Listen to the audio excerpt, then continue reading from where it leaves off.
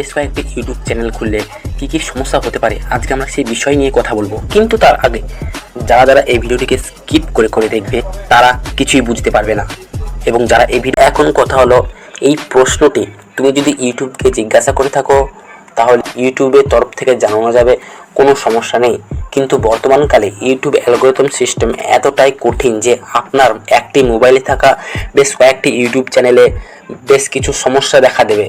যেমন আপনার চ্যানেলে ভিউস আসা বন্ধ হয়ে যাবে, আপনার চ্যানেলে সাবস্ক্রাইব বাড়বে না, গাইডলাইন প্রবলেম হবে, আরও অন্যান্য সমস্যা দেখা দেবে। সেই চ্যানেলে আপনি আরেকটি নতুন ভিডিও বানিয়ে আপলোড করবেন, সেই ভিডিওতে যদি ভিউস আনে, সেই ভিডিওতে যদি কিছু সাবস্ক্রাইব আনে তাহলেই সেই চ্যানেলের উপর আপনি কাজ করতে পারেন।